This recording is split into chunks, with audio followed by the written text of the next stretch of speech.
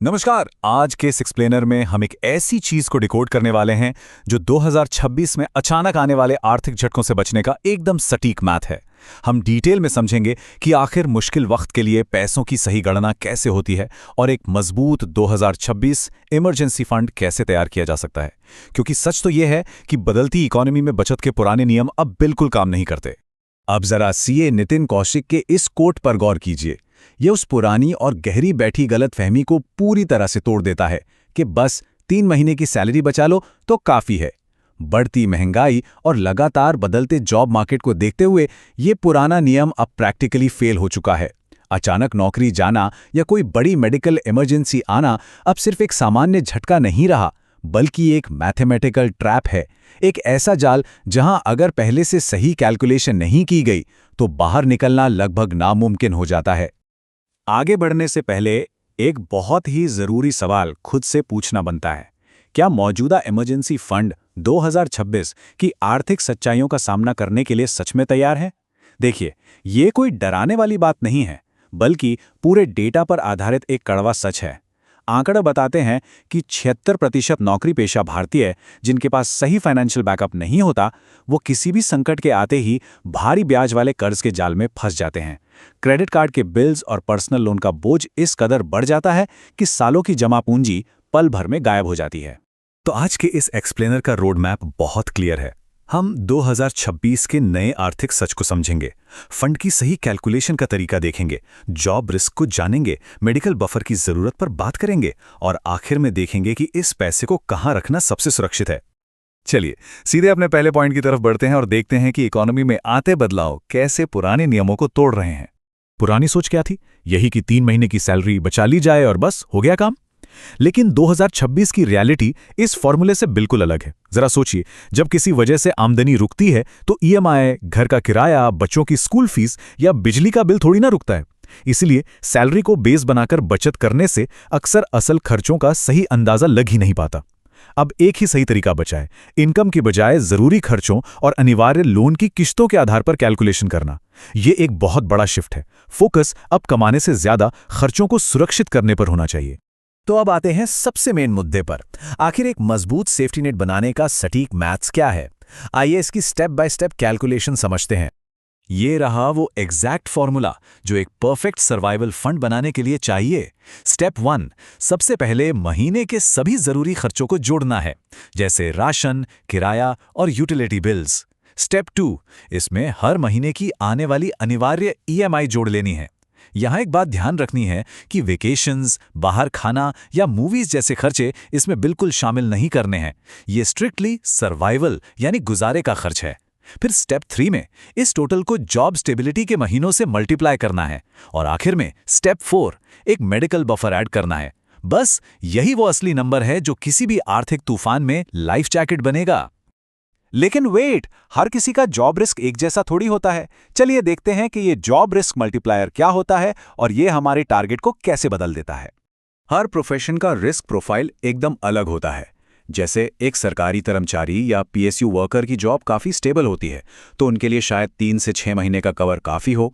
वहीं एक normal stable नौकरी पेशा इंसान के लिए 6 महीने का बैकअप एक स्टैंडर्ड रूल माना जाता है।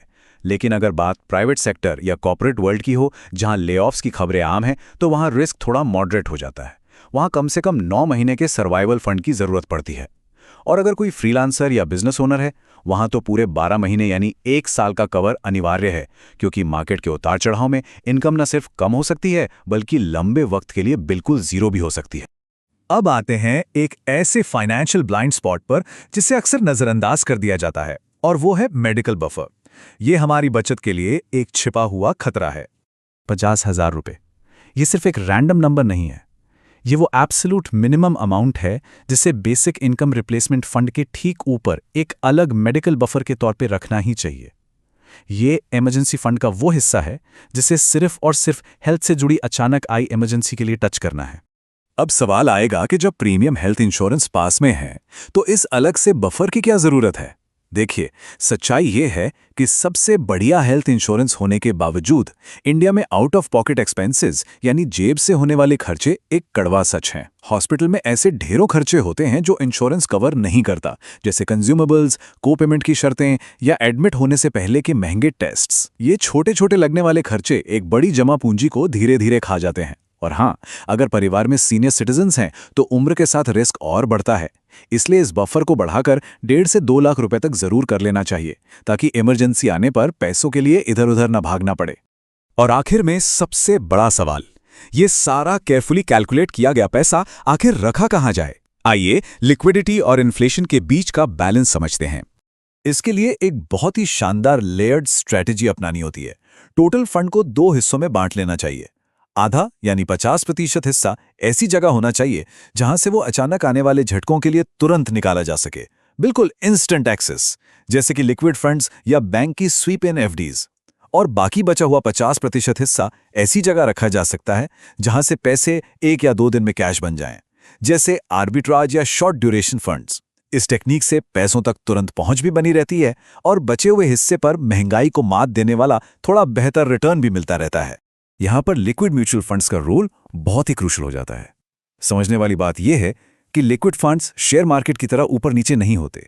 ये लो रिस्क डेट फंड्स होते हैं। इनकी सबसे बड़ी खासियत पता है क्या है? इनमें से 50,000 रुपए तक का अमाउंट किसी भी दिन, किसी भी वक्त तुरंत निकाला जा सकता है। और सबसे कमाल की बात, ये फंड्स एक आम सेविंग्स अकाउंट की 3% ब्याज से कहीं बेहतर रिटर्न्स देते हैं।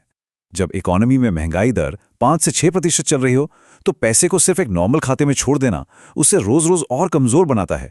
ऐसे में लिक्विड फंड्स एक बहुत ही स्मार्ट चॉइस बनकर सामने आते हैं। एक बहुत ही आम और बड़ी गलती जो अक्सर होती है वो है इमरजेंसी कैश को शेयर बाजार, रियल एस्टेट या गोल्ड में इन्वेस्ट करने का लालच। यकीन मानिए, ये एक मैथमेटिकल ट्रैप साबित हो सकता है। जरा प्रैक्टिकली सोचिए, अक्सर आर्थिक मंदी के दौरान ही नौकरियां जाती हैं और एग्जैक्टली उसी वक्त शेयर मार्केट भी क्रैश हो रहा होता है। ऐसे में जब पैसों की सबसे ज्यादा जरूरत होगी, तब इन्वेस्ट की गई पूरी रकम अपनी आधी वैल्यू पर पड़ी होगी। ये फंड मुनाफा कमाने के लिए बिल्कुल नहीं है, ये सोलेली सर्वाइवल और सुरक्षा के लिए है। इसलिए इसे सिर्फ लिक्विड फंड्स, स्वीप इन एफडीज या हाई इंटरेस्ट सेविंग्स जैसे सेफ जोन्स में ही रखना सबसे बेस्ट है। अब इतनी मजबूत ढाल रातों रात तो बन नहीं सकती। ये पूरी तरह से एक फाइनेंशियल हैबिट का नतीजा होती है। बहुत छोटी शुरुआत भी की जा सकती है, यहां तक कि महीने के 500 रुपए भी बहुत मायने रखते हैं। इस फंड को रोजमर्रा के खर्चों वाले मेन अकाउंट से बिल्कुल अलग रखना सबसे पहला और जरूरी कदम है। सैलरी आते ही एक ऑटो ट्रांसफर सेट कर देना चाहिए, ताकि पैसा खुद ब खुद सेव हो जाए। और अगर साल भर में कोई बोनस या टैक्स रिफंड मिले तो उसे सीधा इस इमरजेंसी फंड में डाइवर्ट कर देना इस सेफ्टी नेट को तेजी से बड़ा करने का एक बेहद आसान और शानदार तरीका है। तो इस पूरे एक्सप्लेनर के आखिर में एक बहुत ही पावरफुल थॉट के साथ बात को खत्म करते हैं। क्या मौजूदा फाइनेंशियल सेटअप 2026 में एक सच्ची ढाल साबित होगा, या फिर एक ऐसा मैथमेटिकल ट्रैप जो कभी भी स्प्रिंग हो सकता है? देखिए, ये इमरजेंसी फंड बनाना सिर्फ कुछ कैश जमा करके रख लेना नहीं है। ये असल में 2026 में सबसे बड़ी लग्जरी खरीदने के बारे में है, और वो लग्जरी है फाइनेंशियल कॉन्फिडेंस। जब पीछे एक मजबूत और सिक्योर बैकअप होता है, तो करियर और लाइफ के बड़े फैसले डर से नहीं बल्कि आज़ादी और समझदारी से लिए जाते हैं। बस एक सही स्ट्रैटेजी और थोड़ी सी प्लानिंग किसी भी आर्थिक तूफान को एक छोटे से झटके में बदल सकती है।